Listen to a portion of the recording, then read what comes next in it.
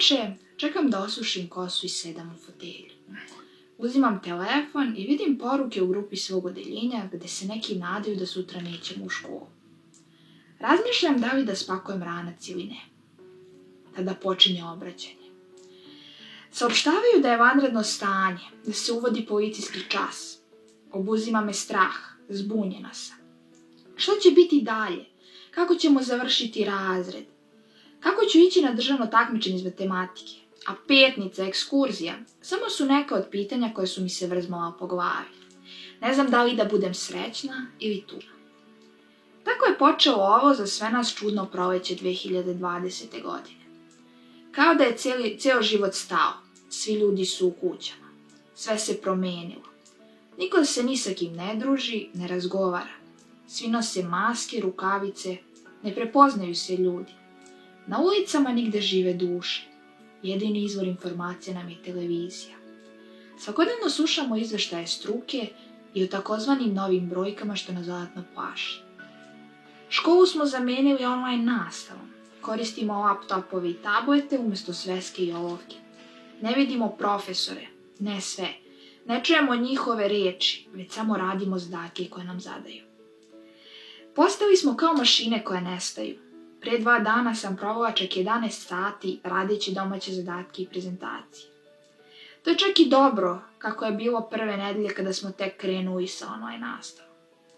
Dobro je da smo imali i predavanja na televiziji koje su nam pomogla u radu.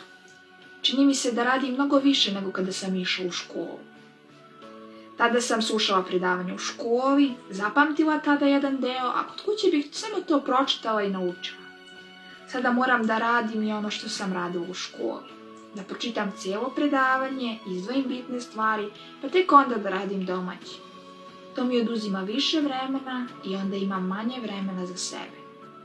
Svaki čas proveravam da li je neki profesor postavio neki novi zadatak ili materijal.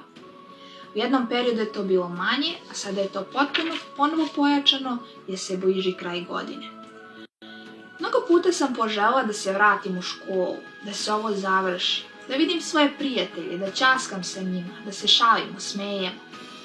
Dobro je da postoje telefoni i društvene mreže, pa da možemo da se čujemo i vidimo preko video poziva. Također, imala sam tu priliku da ih sve zajedno vidim na Zoom časovima koje nam je organizovala profesorka srpskog jezika. Bilo mi je drago da vidim da su dobro, da su nasmejani. Slatko sam se smejala kada neko kaže neku upadicu ili neku smiješnu rečenicu. Tu mislim na Filipa koji nas je ponekada zasmejavao. Dopalo mi se i to što sam prvi put u životu bila na suđenju, u ovim uslovima online suđenju. Nadam se da sam dobro odigrala svoju ulogu sudije. Dugo sam to spremala i uživala sam u tome. Bilo mi je žao jer nisam mogla da odem na državno takmičenje iz matematike i u petnicu. Mnogo sam se radovala tome, ali sam bila srećna kada je to odloženo da ću ipak otići.